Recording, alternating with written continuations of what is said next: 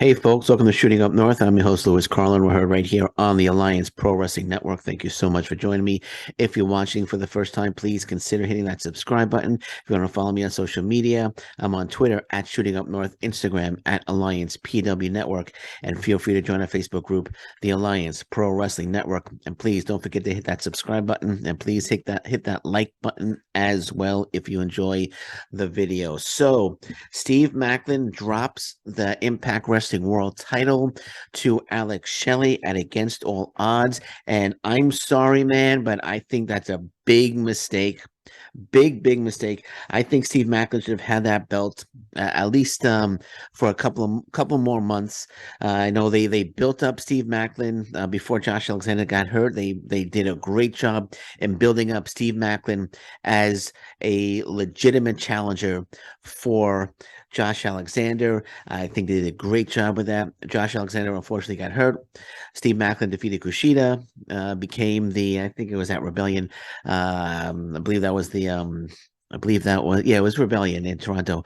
He defeated Kushida to become the Impact Wrestling World Champion, which I thought was a great move. Steve Maclin, an incredible talent. Steve Maclin is the real deal. He came into Impact Wrestling. He proved the WWE wrong by the WWE released him. He proved them wrong. He proved his critics wrong, and he proved that he is absolutely a legit professional wrestler.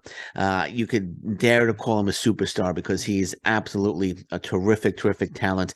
And there is no way, I'm sorry, there are people that are going to disagree with me here. There's no way he should have dropped the title to Alex Shelley. I know people are out there saying, oh, it's Alex Shelley's time. It's about time, Alex Shelley. He put in all these years with Impact Wrestling. It's good that he's given a um a run with the Impact Wrestling World title. No, I'm sorry. I don't buy that. Not in this case anyway. Not in this case. Not taking anything away from Alex Shelley. Alex Shelley, great talent. But Steve Maclin was the guy. He is the guy right now in Impact Wrestling, and I don't know why. I don't know why they make these decisions. I know Chris Sabin wins the X Division Championship, and then Alex Shelley wins the World Championship. So they gotta go. Oh, Motor City Machine Guns ruling. Yeah, they're singles champions now. You know, has anybody been begging for this to happen? Has anybody been sitting around going, "Oh man, I hope one day the Motor City Machine Guns have both singles titles. That would be great." There was no call for that. Nobody. I'm not saying nobody. Maybe there were a few people out there, but there wasn't a a worldwide plea to make both Chris Sabin and Alex Shelley singles champions in Impact Wrestling. Chris Sabin, X Division champion. I'm going to talk about Chris Sabin in a second. That's fine, but there's no way. There's no way they should have taken the belt off Steve Maclin. No way. My opinion, it was dumb. It was a mistake. I didn't like it at all. Steve Maclin versus Nick Aldis is a better match. Is a better match, in my opinion, a more attractive match, in my opinion, than Alex Shelley against Nick Aldis. So Alex Shelley going to drop it after holding it for 1 month. Is he going to drop it to Nick Aldis? Nick Aldis going to lose? What's going to happen? It was quite obvious that Nick Aldis was going to win the 8-4-1 match. But I was fully expecting Steve Maclin against Nick Aldis at Slammiversary. That would have been a better match. I mean, Steve Maclin had that war with PCO where he's cut open, the hard way, blood spewing out of his head, and he's stuck in the match. And that was a hell of a match, a hell of a performance by Steve Maclin. Scott D'Amore comes out, puts a strap on him, says, "All right, you're right, you're the champion." And I thought we are gonna get a nice run from Steve Maclin as the Impact Wrestling World Champion. But was this a last minute decision to put the belt on Alex Shelley? It was a bad. I'm sorry, I didn't like it at all. I wasn't a fan of it. I'm being honest. I wasn't a fan of it. Now, again, not taking anything away from Steve. I'm sorry, not taking anything away from Alex Shelley. He's a great talent, but I don't think putting the belt on Alex Shelley was the right move. It makes me think, and I was listening to BQ's. BQ has put up a podcast about an hour, 2 hours ago, talking about this subject as well. But Steve Maclin, he's not a fan of it either. But it makes me think, and like I said, BQ was talking about it. Was Steve Maclin going to beat Josh Alexander at Rebellion? Was he scared, or was he going to lose to Josh Alexander? I, for me, I thought he was going to win. All indications for me that he was going to win. But now after Alex Shelley winning, I'm starting to think was Alex Shelley the one that was supposed to beat? I don't know. It was I didn't like it at all, man. I'm sorry. I just it left a really really bad taste in my mouth. Um, I I'm not excited about Alex Shelley against Nick Aldis. I'm sorry for the Impact Wrestling World Title. There's no excitement there. Steve Maclin against Nick Aldis. There could have been a good build up to that. I'm not saying they're gonna build up Alex Shelley. I'm not saying how they're gonna build up, but it would have been a better build up with Steve Maclin against Nick Aldis, in my opinion. And I'm unless and the people are saying, well, maybe Steve Maclin will win the belt back in Australia. That would be dumb. That would be even dumber. Because if they're gonna do that, why even have Steve Maclin drop the title in the first place? Steve Maclin should have won that match. He should not have dropped the title. Bad move by Impact Wrestling, my opinion. People, you want to disagree with me? That's perfectly okay. That's your right. You could comment on it, but I think it was a bad move, wrong decision by Impact Wrestling to take the belt off Steve Maclin and put it on Alex Shelley. Okay, and Chris Sabin, as we know, won the X Division Championship as well. Okay, if you want to put the X Division title on Chris Sabin, nothing wrong with that. But Chris Sabin did a little promo saying that he wants to bring the X Division. He wants people to start thinking about the future of Impact Wrestling now. He wants people. The X Division used to be like a glimpse in the future of professional wrestling, and he wants to bring that back to the X Division. So if you want to do that, Chris Sabin, if you want people to have a glimpse of the future in the X Division, maybe drop the title and let's have a tournament with nothing but future potential future stars of professional wrestling. I mean, well, obviously, you're not the future of Impact Wrestling. Don't don't get don't get upset. But Chris Sabin's not the future of Impact Wrestling. He's the president of Impact Wrestling, not the future. He's not 21 anymore. I think he's 39 or whatever age he is. He's got to be in his late 30s. Well, let's see how old Chris Sabin is. Let's see how old Chris Sabin is. I mean, with Trey Miguel holding the X Division Championship, that you could say, well, we're getting a glimpse into the future with Chris Sabin. I'm sorry, with Trey Miguel. Come on. Now my thing is frozen. My phone just froze here. Maybe my phone's getting upset with me because of what I'm saying right now. Come on, come on. I want to see how old Chris Sabin is. Anyway, regardless, he's got to be in his 30s. He's got to be in his 30s. Great time for my phone to freeze, right? It's an iPhone. Oh, here we go. Here we go. Chris Sabin. Chris Sabin's 41. Chris Sabin is 41. So he cut the promo saying that he wants the exhibition to once again give fans a glimpse into the future of professional wrestling. So again, if you want to do that, Chris Sabin, all due respect, you're not the future of professional wrestling. You're the present. You're a great talent, but if you want to give it a glimpse, unless he's going to defend it against younger talent, so we'll see what happens. I'm not as upset as Chris Sabin winning the X Division Championship as I am Steve Maclin losing it. So losing the Impact Wrestling World Title. So we'll see how Chris Sabin. We'll see what Chris Sabin does with the X Division Championship, if he'll be defending it against younger talent, maybe some new talent coming in. But yeah, I'm still irritated about Steve Maclin losing the title. Big mistake in my opinion. Big mistake in my opinion. I didn't like it at all. And like BQ also mentioned that it looks like that Impact Wrestling is Slammiversary is going to be like a TNA tribute show or something like that. Those weren't his exact words, but that's what he was referring to. And I hope it's not. I hope it's not. I'm not. I'm not interested in seeing the past again. I want to see the future. I want to see the future. And hopefully we will see more of the future and less of the past at Slammiversary. So let's talk about Moose. What's going on with Moose? Moose, apparently this is his last month. His contract is up this month, Impact Wrestling. And I don't know. I mean, they really haven't been doing much with Moose in the past in 2023, actually. Let's run down his matches in Impact Wrestling in 2023. So in 2023, Joe Hendry defeats Moose. Impact, let me turn it this way.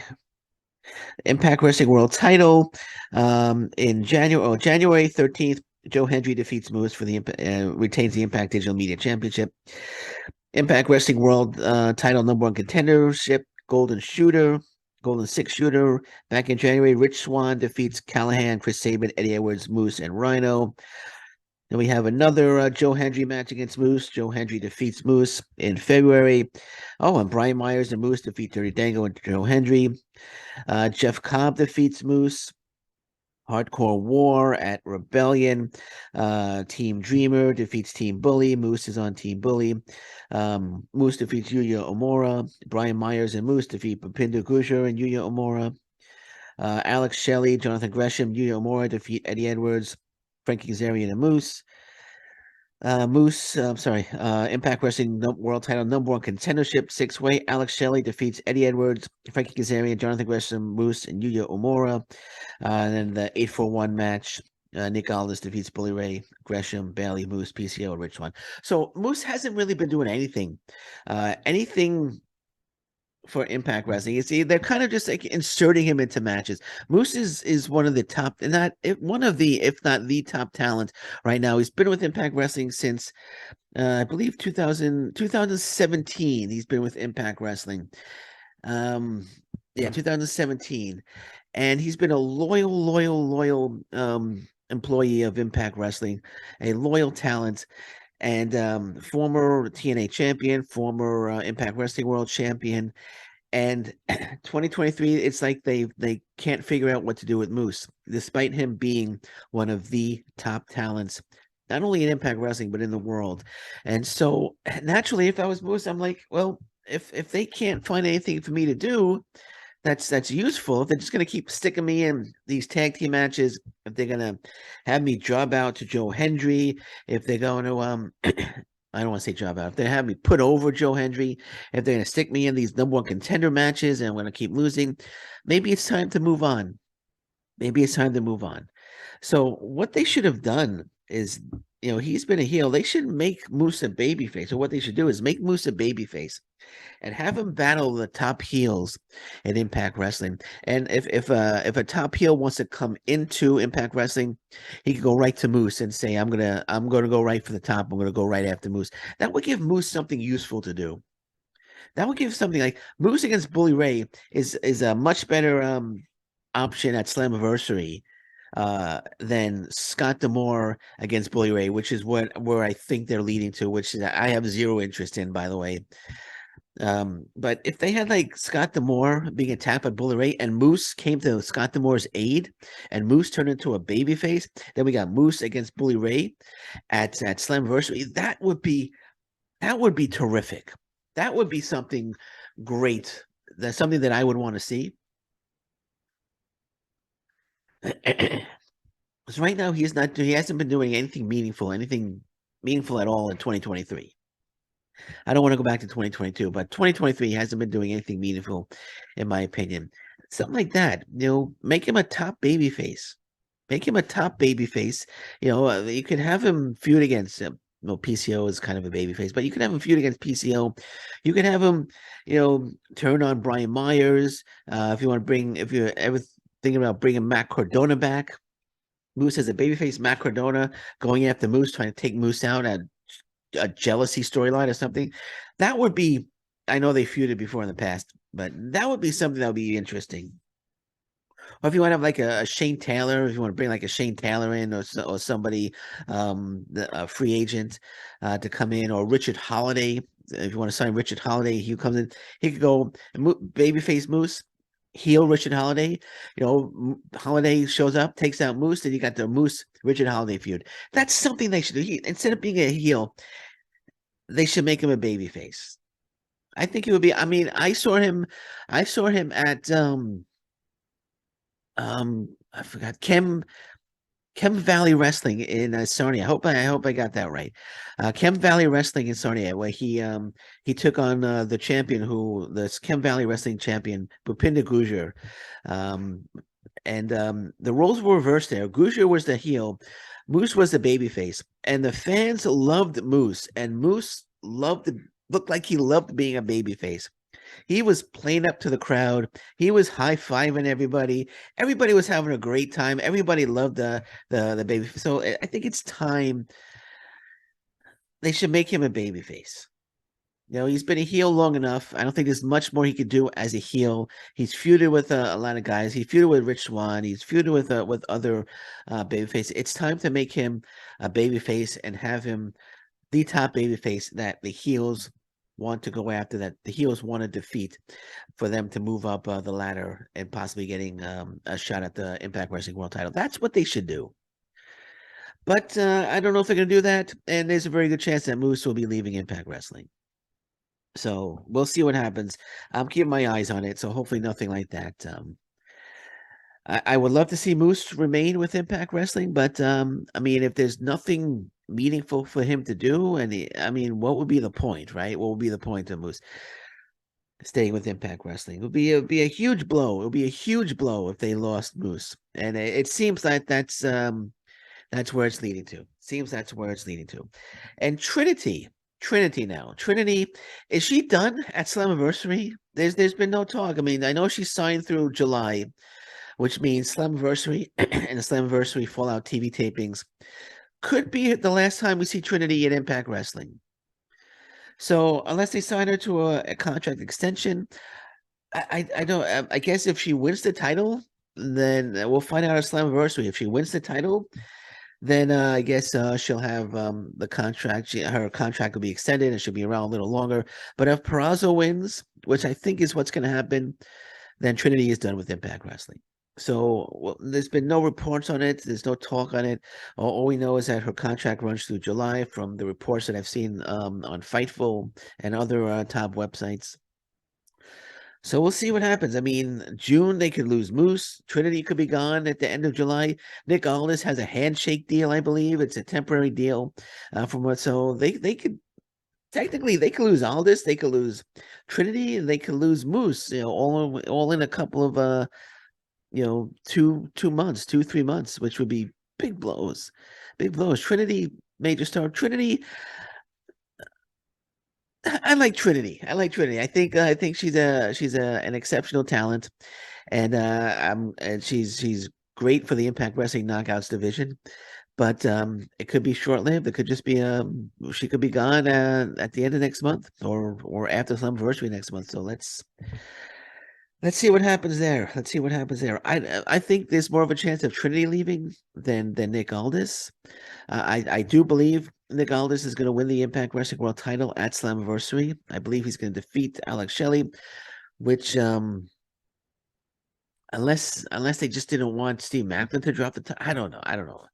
I think if Steve Maclin was a champion, I don't know if Aldis.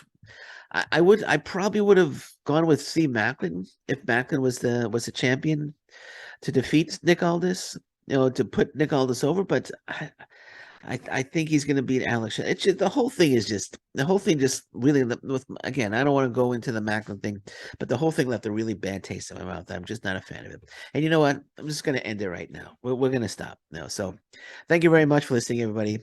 I'm Lewis Carlin. Until next time, thank you very much. Take care. Bye-bye. Stay safe, everyone. So long. Bye-bye.